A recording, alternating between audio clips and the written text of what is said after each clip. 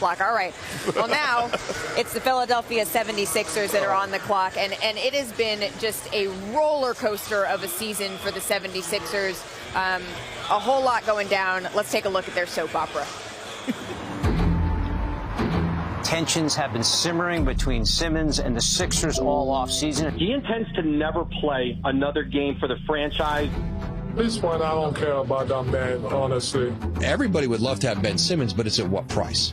The Brooklyn Nets, they are trading James Harden to Philadelphia for Ben Simmons. This is the most potent offensive duo that this league has.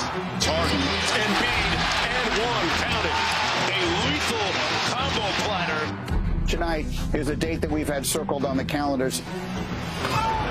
In a playoff-like atmosphere, the Nets suck the life out of the place.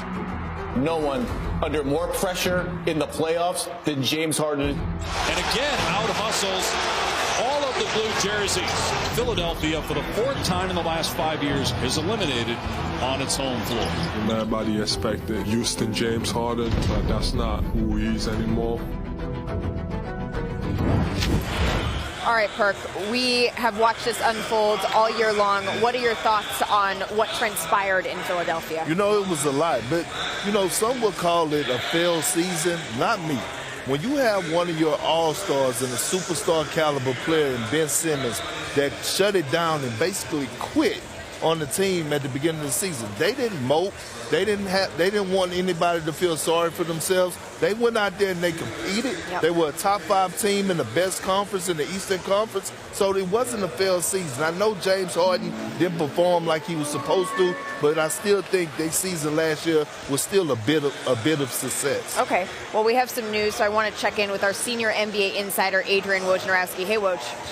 Yeah, Malika, Philadelphia has traded the 23rd pick to the Memphis Grizzlies for DeAnthony Melton, a guard, and Memphis is going to draft David Roddy from Colorado State here. Now, they've picked up 2 picks, Jake LaRavia from Wake Forest in a deal with Minnesota, and now David Roddy from Colorado State.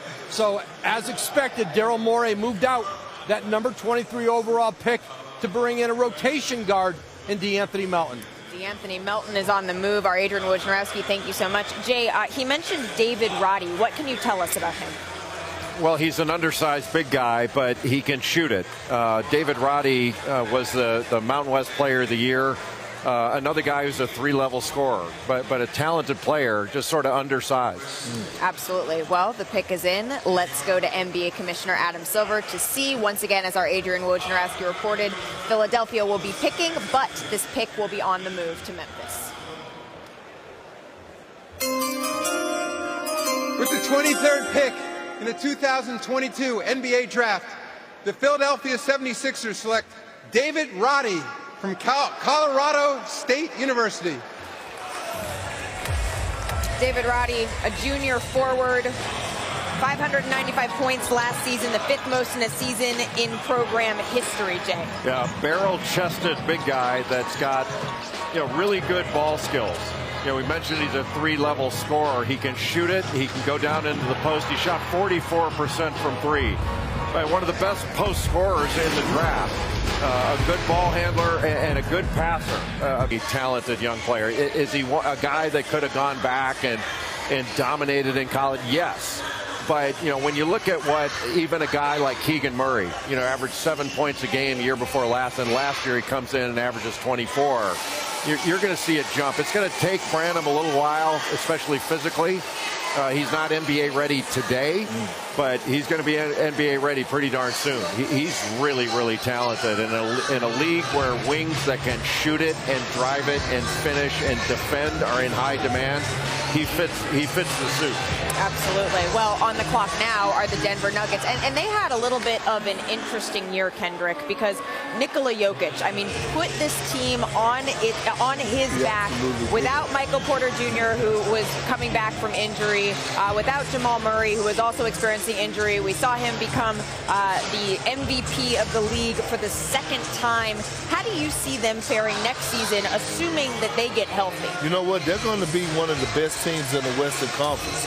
just remember, when Jokic and Murray are at their best, and Murray tends to turn it on when it matters the most. I call him a postseason player.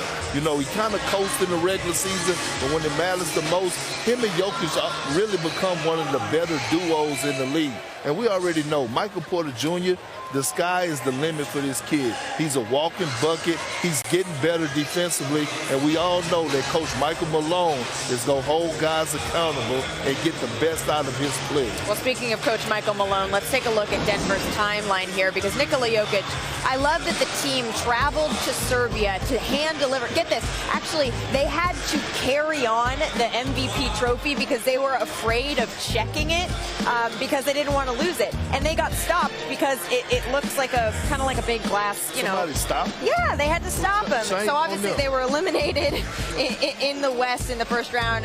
We mentioned Jamal Murray, Michael Porter Jr., they missed the season. Yeah, they had to stop them. You can't have a big glass ball going through TSA. They put it in the PR guy's bag because they're okay with stopping him. I'm pretty sure TSA workers know about the game of basketball and know what the They were trying to surprise Nikola Jokic, But they should have put it up there with the power. So who are we looking at? We have best fit, we have best available. What do you think, Jay? Well, the next on the list is Ty Washington of Kentucky, another Buckeye, E.J. Liddell of Ohio State. We mentioned Jaden Hardy, Kennedy Chandler, Marjon Beauchamp from the G League Ignite, and then Blake Wesley of Notre Dame. Absolutely. Well, the pick is in. Let's see who is headed to join the two-time MVP in the Mile High City. We have a trade to announce. The New York Knicks trade the draft rights to Ousmane Dieng, the 11th pick, to the Oklahoma City Thunder for 3 conditional first-round picks.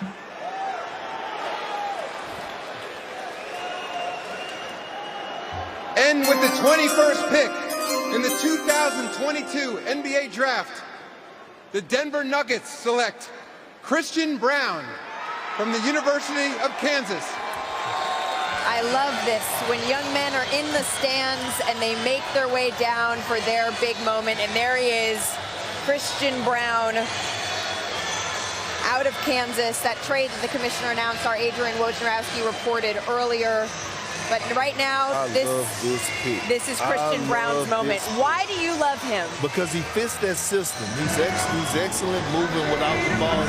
He's a good floor spacer, and the way that the Denver Nuggets run their offense through Jokic, you need players like Christian Braun. Yeah, he's a two-way player. He defends at a high level. He can score. He rebounds. He's a good passer. He can put it on the deck. He's not a knockdown shooter. He's more of a streaky shooter, but he'll stick his nose in there. He averaged 6.5 rebounds, which almost 2 of those coming on the offensive end, so he'll crash it from the perimeter. I would say that he's not spectacular in any one area. He doesn't have an elite NBA skill, but he's solid in every area. I love that. And he doesn't have great length. He's more in a box, but he's just proven that he's a really good, solid basketball player. Well, and Michael Malone, he likes those solid basketball players. That's his new coach, and take a look. He had a special visitor in the stands.